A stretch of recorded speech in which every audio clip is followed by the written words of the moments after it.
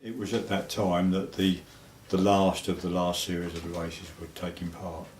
The crack machines were still involved. These were the best racing barges that were ever built. Up until 1963 they were still involved. There was Veronica, Sarah, Sir Darther and the Medway Dreadnought had been... Because there was a bit of an edge between two barge builders, wasn't there? But that they... Yeah, but well, between two barge owners. Oh, owners, Everard's on one river and London Ross on the other. But when you look at the headed paper on both companies, you'll see that Mr Gill's the director of Everard's and Mr Everard's the director of London Rochester. So I think it was only... Yeah, it was a bit of a play act. Thing, yeah. But they used to keep them just for racing.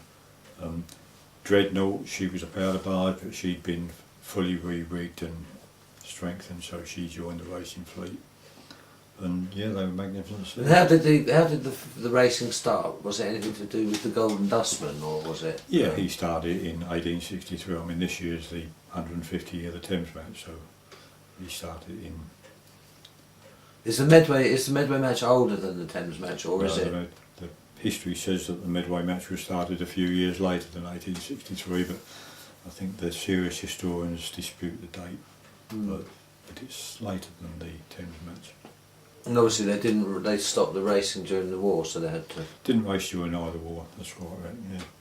And a lot of the barges went over to Dunkirk, didn't they? Really? A lot went to Dunkirk, well, yeah, a lot went to Dunkirk and some got stranded over there. I mean, Ethel Everard was one of the big Everard four, she got stuck there. And Barbara Jean, which was another 300 tonner from Paul's, she got stuck over there. There's one that you see in all the pictures which is laying off a float, and, well, laying off, but just about awash. That was the Lark. Lord Tollsbury, Lady Tollsbury, whichever it is, Lord Tollsbury. They were just mustered. The barges were mustered up along with all the other little boats when that happened, and went over across the channel to pick up the troops. Lady Rosebery got towed, and I think she was being towed with Centaur, or Pudge or Centaur, one of them. With Pudge probably, when the tug hit a mine, and Lady Rosebery got blown up completely. Yeah. I read somewhere, I seem to remember reading somewhere that the barges were quite good for the mines because they were wood and very shallow. Yeah, it depends what they carry and what type of mine, I guess. But don't want to find out by accident. No. So, yeah.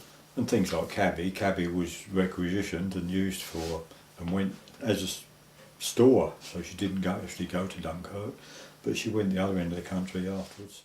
Yeah, Jimmy Squires lived in the village. He ran away when he was 13 and ended up down the West Country, and the skipper said he'd go ashore, not that he knew where he was, but there's all these apples, orchard full of apples, the stone wall around, he's eyeing up these apples. And he thinks, well, one of them would be nice, and this man came along, so he said, "You're not thinking of nicking one of my apples, are you?" "No, sir, so I wouldn't do things like that." He said, "I like them, but I wouldn't pinch one." "Good," he said, "in that case you can jump over that wall and eat as many as you can have, as you can pick." And he said, I jumped over and picked the first one and took a bite, and it was a cider apple, so bad I couldn't. But Jimmy became a Bryce skipper. He skippered the Nelson in 1931 when Bryce's owned her. yeah. And got her home first in the Medway, in the Bowsprit class. And when I used to talk to him, I used to go and see him. I was about 9 or 10, I suppose. And he would actually live the race while he was telling it. Miranda was out to windward and Fox Albert on his quarter, and he said, "We've got to be careful of those two." And of course he was careful, got home first.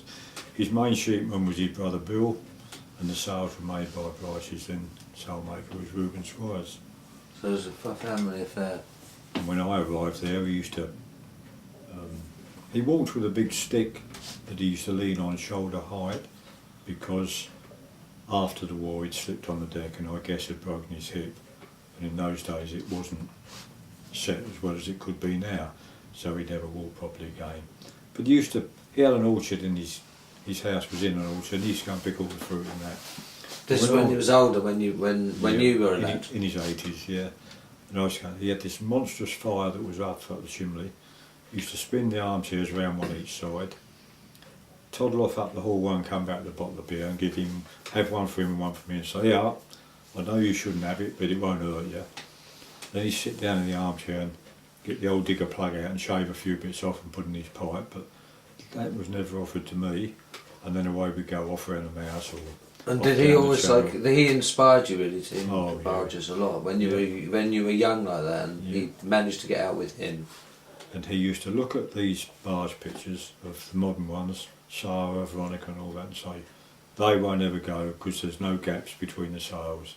If they overlap, they won't go. Mm-hmm. And when he saw the picture of Sarah and Veronica with Bermudan mizens, then that made him speechless. He couldn't cope with that. Bermudan, yeah, because that's real yachting style, isn't it? Yeah. Then when we didn't get the modern bit, did we?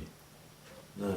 Well, see, I came serving Queen and Country. I say I came home about 1961, when I was crewing on Marjorie in those days, and we did the race. And they started half an hour apart, so that the champion bowsprit barges and the station ones always ended up rounding the mark at about the same time. That was the idea of it.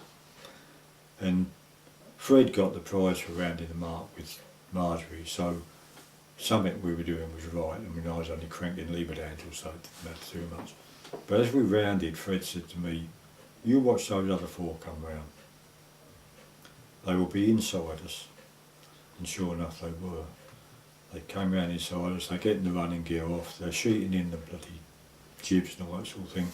They're 3 or 4 yards faster through the water than we were.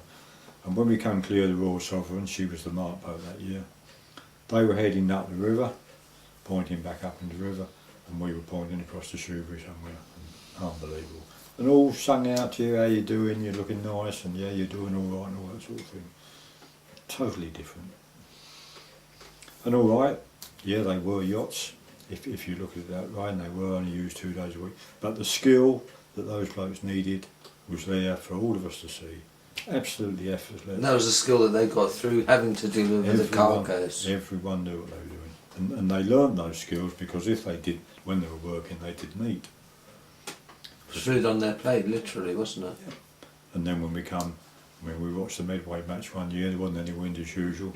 Coming back up on the south side of the river, there's Jimmy Dillon with Morosa, Tony Lapton with Spinaway Sea, and I don't know, whoever was sailing reminder that year must have been Jack Spitty or somebody like that, may have even been Edith May, and they're skating up the south side of the river. So 2 or 3 days later we were talking to Jimmy, we said, "See, you had a bit of luck on Saturday?" And he paused for a bit and said, "Why luck?" We said, "Well, you're the only one out of breeze coming back up the river." And he said, "In the Medway, when there is no wind, stick to the south side of the river, because that is where the free puffs come, and that is where the tide runs strongest." And that was knowledge that he'd learned, because if he didn't get a dinner. Well, it probably still holds true today. And many years later, I was staying with Fred Cooper over in Wakering. I was on leave from the Air Force, and I'd read in the paper that 2 wildfowlers got drowned off of Wakering, out of a dinghy. So I said to Fred, "Bit of bad luck over here in the week, wasn't it?" He said, "What was that?" I said, "A couple of wildfowlers got drowned." He said, "It's not to do with luck, it's to do with lack of knowledge." I said, "Yeah, but you are the 3rd generation of bargemen out of Wakering." He said, "Right, out on there in thick fog, you've got a dinghy, you've got out of the dinghy and you're standing on the sand. What do you need to know? Whether the tide is coming in or going out, and where north is. Because if you can find north, you can find them well." So I said, "Yeah." He said, "Well, if you put your feet about a foot apart on the sand and they start to silt down, then the tide is coming in, because it is running under the sand first, making the sand soft, your feet are going down." He said, "So that tells you whether the tide's coming or going." He said, "And the last of the ebb across the Maplins and the Shoebury Sands runs northeast." He said, "Assuming it's thick fog, there wouldn't be any much wind. The line of weeds runs northeast and southwest." He said, "What else do you need to know?" So he could have found his way out today, yeah, amazing. It's amazing that, isn't it? Like that's knowledge they get from. It's like the shifting sands out in the estuaries, you know, once you get up around the Essex way, They knew exactly where all they were, didn't they? Yeah, I mean, even the modern day one, I mean, if you're out there yacht sailing like I do, and you come through the spitways, all right, because we're not out there too often, we will stick and go from buoy to buoy. But if you watch one of Bert Pryor's ballastmen coming up, and you watch where he's going because he's coming through there just after low water, he will be in the deepest water because he's out there day in, day out. He knows how much the sand shifts and where it is. And now the people have got to take notice of it. Okay, that's great, yeah. And they look at all the clouds and they tell you the wind's coming and what it's going to be and what it's going to be in the morning and live by the words. I think we've cracked it now. Thank you very much, Vic.